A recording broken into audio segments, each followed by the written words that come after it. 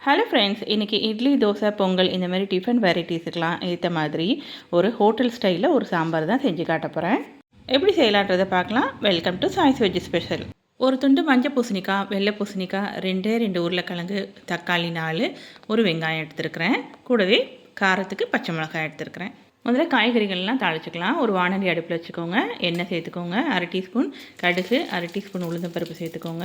கூடவே ஒரு கட்டி பெருங்காயமும் சேர்த்துக்கோங்க. கடுகு, உளுந்தம்பருப்பு, காயெல்லாம் பொரிஞ்சதும் பச்சை மிளகாய் சேர்த்துக்கோங்க.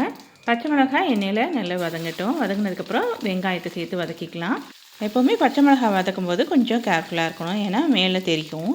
ஆனால் பச்சை மிளகாய் இந்த மாதிரி எண்ணெயில் லைட்டாக வதக்கினா நல்ல வாசனையாக இருக்கும். அடுத்தது நீல வாட்டில் கட் பண்ணி வச்சுருக்கிற நம்ம வெங்காயத்தை சேர்த்துக்கலாம். வெங்காயம் வதங்கினதும் நம்ம கட் பண்ணி வச்சுருக்கிற மஞ்சள் பூசணிக்காய், வெள்ளை பூசணிக்காய், உருளைக்கிழங்கு எல்லாத்தையும் ஒன்றா சேர்த்துக்க வேண்டியதுதான். முருங்கைக்காய், பீன்ஸு, கேரட்லாம் இருந்தால் கூட நீங்கள் சேர்த்துக்கலாம். அவங்கவுங்களோட சாய்ஸ் தான் அது. முக்கியமாக இந்த மஞ்சள் பூசணிக்காய் சேர்த்தா தான் அந்த இட்லி சாம்பார் நல்ல டேஸ்ட்டாக இருக்கும். அதனால் இதை மறக்காமல் சேர்த்துக்கோங்க. அடுப்பில் சிம்மில் வச்சுட்டு ஒரு 3-4 நிமிஷம் போல் வதக்கி விட்டுட்டு அடுப்பை ஆஃப் பண்ணிடுங்க. இப்போ ஒரு குக்கர் எடுத்துக்கோங்க. அதில் துவரம்பருப்பு, சிறுபருப்பும் 50 கிராம் சேர்த்துக்கோங்க. பருப்பை நல்லா கழுவிக்கோங்க. சிறுபருப்பு ஏன் சேர்க்குறோன்னா அப்போ தான் சாம்பாருக்கு நல்ல திக்னஸ் கொடுக்கும்.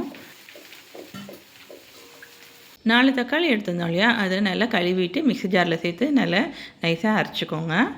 இந்தமாரி டிஃபன் சாம்பாருக்கு தக்காளி பழத்தை நல்லா அரைச்சி சேர்த்திங்கன்னா நல்ல டேஸ்ட்டாக இருக்கும். தக்காளி பழம் அரைச்சிட்டு நம்ம வதக்கெல்லாம் தேவையில்லை. அப்படியே நம்ம குக்கரில் இந்த பருப்போடு சேர்த்து மிக்ஸ் பண்ணிட வேண்டியது தான். அவ்வளோதான், தக்காளி பியூரே ரெடி ஆகிடுச்சு. இப்போது நம்ம குக்கரில் வதக்கி வச்சுருக்கிற எல்லா காய்கறிகளையும் இதோடு சேர்த்துக்கலாம். அதோட தக்காளி பழம் அரைச்சி வச்சுருந்தோம் இல்லையா, அதையும் சேர்த்து மிக்ஸ் பண்ணிக்கலாம்.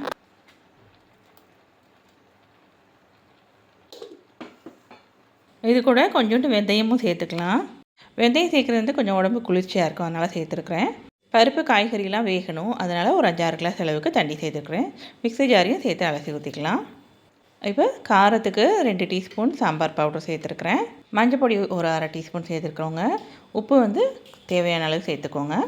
பத்தலைன்னா அப்புறமா கடைசியாக கூட நம்ம திரும்ப சேர்த்துக்கலாம்.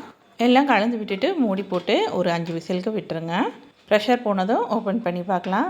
அவ்வளோதான், சூப்பராக நம்ம சாம்பார் ரெடி ஆயிடுச்சு. சாம்பார் இப்போ ரொம்ப திக்காகவே இருக்குது, பருப்பெல்லாம் வெந்து. அதனால் நான் இப்போ தண்ணி சேர்க்க போகிறேன். பச்சை தண்ணி சேர்க்கக்கூடாது. நல்லா தண்ணி சுட வச்சுட்டு நல்லா சுடு தண்ணியை ஊற்றிக்கோங்க. அவங்கவுங்களுக்கு எந்த கன்சிஸ்டன்சி வேணுமோ அந்தளவுக்கு தண்ணி சேர்த்துக்கோங்க.